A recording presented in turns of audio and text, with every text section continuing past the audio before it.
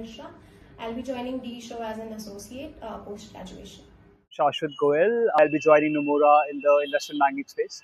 Hello everyone, my name is Sidharth Dugar and I am currently placed at O3 Capital as an investment banking analyst. Hello everyone, I'm Vishal Krishnaa. During the placement season, I was offered for an investment analyst position at WhiteOak Capital. My name is Yash, Jhunjhunwala, and I've been placed at Nomura's investment banking division as an analyst.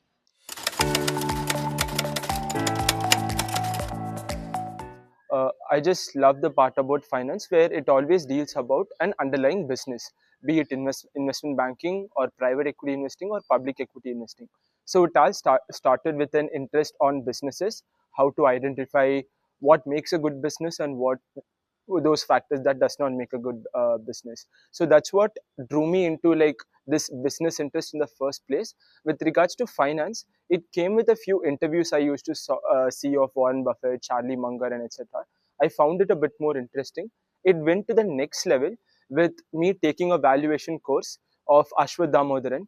So Ashwath Damodaran is very interesting on how he teaches valuations. He'll bring up a lot of anecdotes, speak about a lot of companies, how he went on about valuing a particular company. And that was very interesting for me personally. And that kept the boat sailing for a substantial amount of time till I was very sure.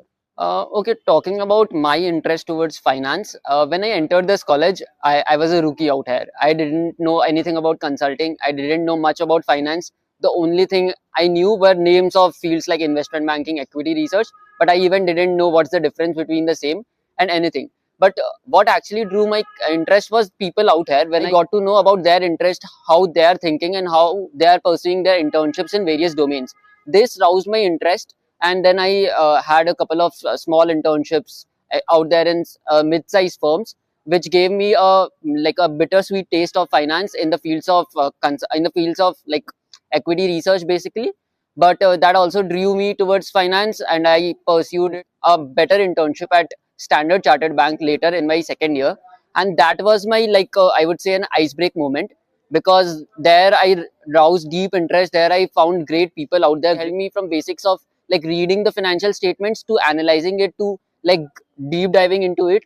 And that roused me, like the basic core nature of like analyzing financial statements, reading financial statements, and like getting deeper into the companies. This was something that seemed very interesting to me. And talking about evolution, it's all something which I consider it as a subjective. When my like interest roused in finance, then I started tracking M&A deals out here in India. Then those M&A deals attracted me. Then I started tracking the M&A deals, PE deals, VC deals out there in the entire world.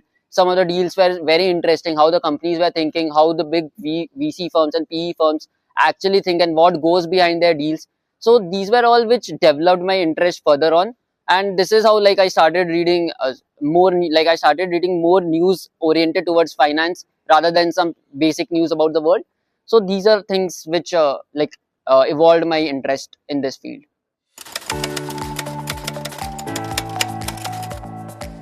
For technical concepts, I think it's basically more on the interest of a person, and there are a number of YouTube shorts or short form YouTube videos which I personally found to be really helpful. For example, there is Phenology, Valuation School, and Wall Street School. All of these, they cover videos about technical finance concepts which a person might be interested in knowing in a very short form of a video, which is easy for a person to watch. And further upon that, they can enroll in maybe courses that are available on Coursera, or longer form YouTube videos which may help them to establish and explore their further interest. Okay, so first of all, for those who come from a non-commerce background, those who are not already acquainted with accounting fundamentals, I would first of all recommend to get more familiar with accounting principles. You can go through an 11th or 12th class NCERT textbook in order to get an idea of basic accounting practices. There is also one very good playlist on YouTube by Shashwat sir, known as Accounting 101. So that is the way I would recommend to get started. Once you get more and more familiar with accounting, you can level up a bit. You can go to more advanced valuation concepts. There are some free playlists available on YouTube also by Ashwat sir himself. And once you get familiar with the valuation concepts, simultaneously I would recommend to get more acquainted with the basic happenings that are going on in the market. There is a channel by Parth Verma sir, the Valuation School, which regularly keeps their students updated with whatever economic happenings are there in the market. So simultaneously also go through a newspaper. I personally use the LifeMint app. You can pick any reputed financial news source of your choice, and after that, once you are familiar, I would suggest to pick a sector, identify the top few companies that exist in that sector, and add them to your portfolio. It always helps to maintain a small portfolio of yourself, not not for profit purposes, but for educational purposes. It helps really well, as it really inculcates a habit of keeping tracks of the market in yourself. After that, once you are conducting research on a sector, you can go through the annual reports of companies, skim through them, and maybe start building valuation models from scratch. Having a DCF model from scratch would help you to identify what are the practical implications of such models and how such financial statements link among themselves in practicality. So yes, that is something I would recommend.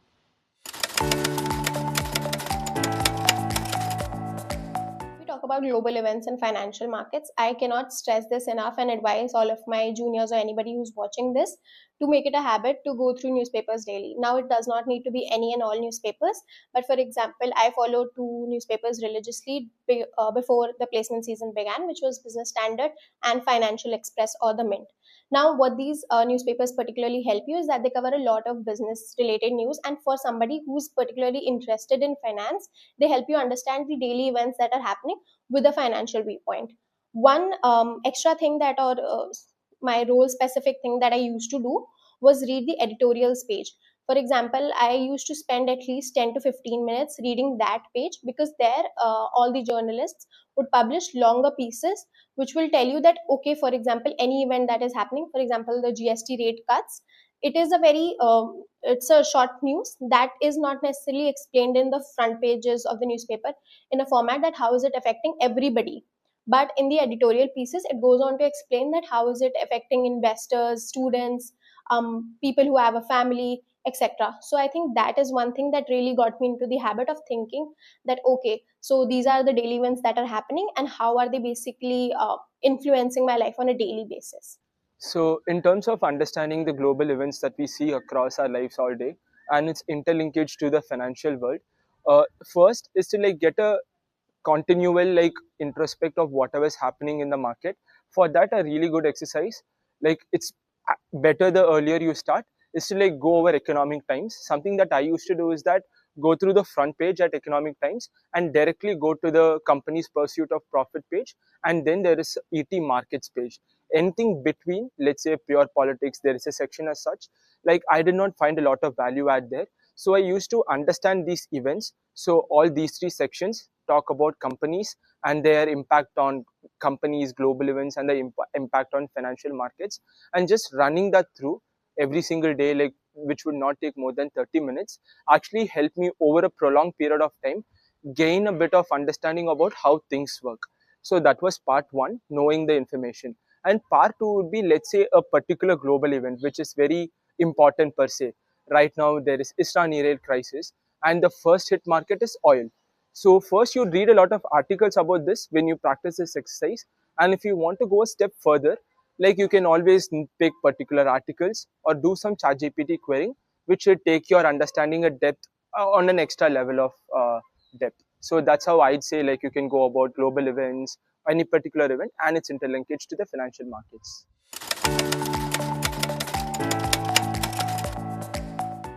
Okay, so yes, I would like to mention my internship at Equirus Wealth last summer.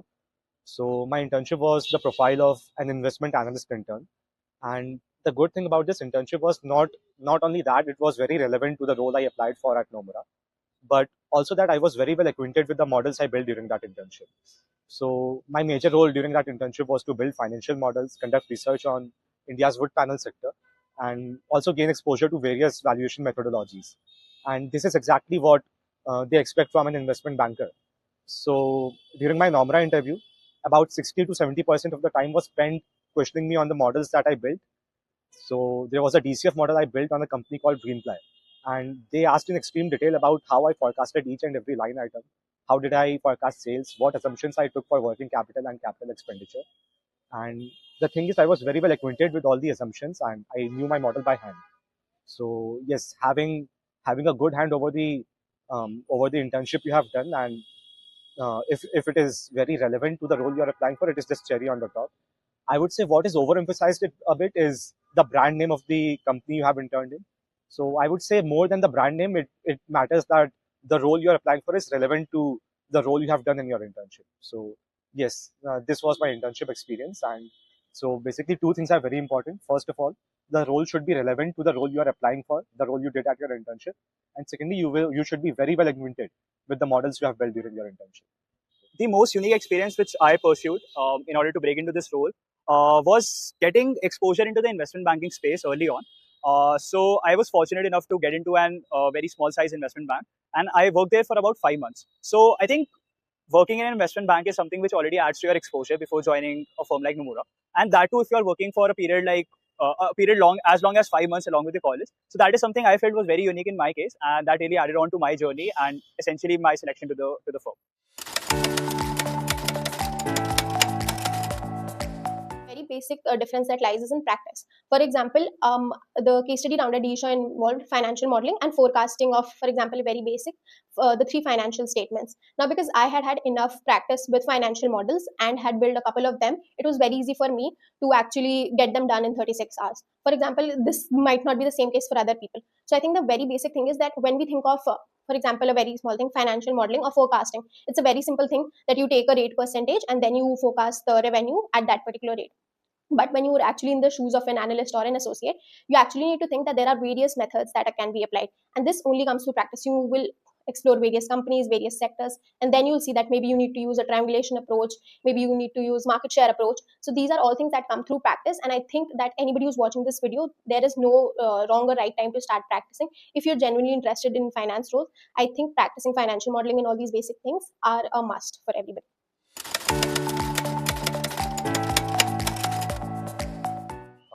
So in order to break into investment banking, the first key skill I would recommend is to be familiar with financial modeling and valuation. So you should know how a DCF model is built from scratch. You should know how the financial statements are linked with each other. This is the second point. Apart from financial modeling, you should also be familiar with the accounting principles and how the financial statements work among each other.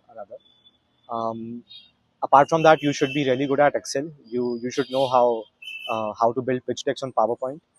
And in order to succeed, although it would be too early to say for me, but I would still say attention to detail is one of the key points. In my Nomura process during the last round, we were given an A4 size sheet of paper, and within a 5-minute span, we had to identify all the critical errors that were present there in the sheet. And lastly, in order to succeed in the long run, I would say it is very important to be genuinely interested and have that amount of intellectual curiosity regarding financial modeling, regarding the basic concepts of finance, because investment banking can be straining at times. You have to work for 70, 80, 90 hours a week, and you cannot continue in it for the long run if you are not genuinely interested about what you are doing. So yes, having intellectual curiosity, having that level of perseverance and determination is something that is of paramount importance to excel in investment banking, and that is also something that interviewers primarily look for. In order to build a profile, you need to essentially focus on 2 buckets when it comes to finance. One is your academic qualification. That is, you have to have good grades in college, and at the same time, you should also have pursued good professional courses like CFA. Talking about your work experience, you should have relevant work experience in the finance field before applying to any company. O3 Capital's entire placement process is a bit different. It has a test round, it has a CV shortlist round, it has a GD round, it has then 2 rounds of interviews. So you need to be consistent in all of the rounds. You faltering or you making an error in a single round costs you your entire efforts in the previous round. So that's important that you keep your calmness, you keep your tempo throughout the interview and throughout the process, because the process is long enough. It takes an entire day or 2 days out there. So it's important that you be in that zone of being perfect or giving your 100% out there throughout the time frame. Also, apart from some technical questions, I would say do prepare for some questions from background of current affairs, or some questions related to the field of finance, like the buzz that's going around, for example stock market, or some interesting things that are going. For example, at that time tariff was a heated a moment of exchange between most of the nations. So that's something also that might pop up in an interview. WhiteOak's interview process across 7 rounds, at least even till the 5th to 6th round, to a majority part of it in terms of technicals revolves around the particular assignment that you made. So it's very important that you are very wise and clear about the company that you're picking. So the approach that I use that helped me a lot is that I wanted to do something that I absolutely am very comfortable with or relatively know more about. So that for me was healthcare, because in the summer I had interned at a healthcare focused private equity firm. And within healthcare, I chose a hospital chain company because in my summer internship, I did work on a hospital chain live deal. So this is something that I understood well, and that was how I went about it. This determining in terms of what you understand well, what you are familiar with, it can have a different route. But my suggestion would be is to always choose a company in an industry that you know and a company that you are very comfortable with. With regards to how did I go about my research, the first step is to like understand how the hospital business works, how monies are made, what are the investor dynamics and the business dynamics that acts in this industry, and also the value chain if you're looking at other industries. Moving on to like actual research is when you take up the earnings con call transcripts and you read transcript by transcript. So each transcript is about 15 page in 1 quarter. In 1 year, there are 4 quarters. So that's about 60 pages per year. And if you like read across conversations of 2 years, which is about 120 pages, you should be really, really good to go in terms of business understanding. The next step, something that I did that really helped me a lot in the interview process, was that a particular hospital chain that I picked had hospitals in Pune, Indore, and Mumbai. So I spoke to my friends, batchmates who are from these cities, and asked them about these particular geographies and the competitive intensity there, which helped me like make my report, which also came in during the interviews, and that helped me a lot on how to differentiate between a good report and a bad report. Uh, I would say very generic responses in terms of saying the obvious ones are something that I would call an average report. And even if you're wrong, you thinking of a particular point, saying that this is the reason why this hospital chain is, any business is investable, even though if it's right or wrong, and putting that, which is very unique. And WhiteOak's like recruiting team, they are pretty experienced and they'll be able to differentiate between a generic pointer and a thought of pointer. So increasing the amount of thought of pointers in your report would really help a lot. They give you a week's time and that's sufficient time. In terms of mistakes to avoid, I would say not relying too much on ChatGPT and just pasting the entire generic response thing. And two, focusing on the wrong things such as technical analysis, looking at the velocity, volume, all those technical analysis, chart reading kind of stuff to like incorporate in your report. With regards to WhiteOak's investment philosophy, I think that would be a bad idea, and so that would be a bad idea in the stock report as well. So WhiteOak Capital has a very elaborated um, interview process. So if I could give you an idea of how these interviews are structured, each interview will have 2 interviewers, and the first round would have an associate and analyst. The second round you will have a senior associate and analyst, and then beyond third round and fourth round, that's where the directors start dropping in your interviews, and the interviews are entirely led by them. So the level of seniority as you go up the interview rounds, that increases, with the final round being with the founder of WhiteOak Capital itself, Mr. Prashant Kemkar. And before that, you'll talk with the chief investment officer, you'll talk with another chief investment officer. So it's very elaborate, and it's very important that you stay very consistent across the interviews. So if I can like focus on the segments that they were checked consistently across rounds, is that the earlier rounds were very technical in nature. That is a lot of discussions about the investment thesis that I presented, like very precise, spot on, detailed questions, checking whether I understood the business or not, whether I've done my actual work or not, going cell by cell in my model. We're all on the technical part of it, and that dominated my initial round of interviews. Then on, there are always these accounting questions, valuation questions, and also a tricky valuation questions, such as, not the conventional walk me through a DCF one. You'll never get it at a WhiteOak interview. So those are the technical aspects of it. Post it was the behavioral part, where they ask very deep and behavioral questions on why did I come to SRCC all the way long from my hometown, which is down south. And in terms of understanding the motives of this person. What does this person want to do? What do you want to do in 5 years? Why finance? Very like behavioral questions on that part. Those were more loaded towards the end part of the interviews.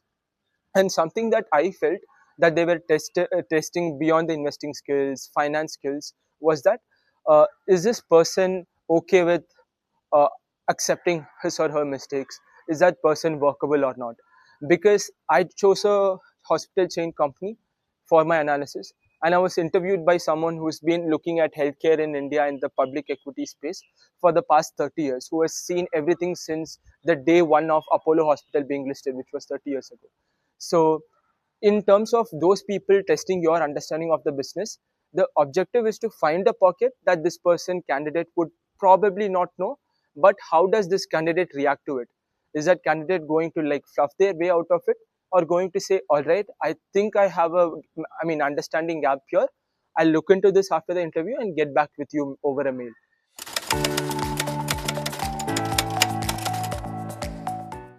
Right. So I mean, this might sound cliched, but this is the advice which is essentially the most simplest of all.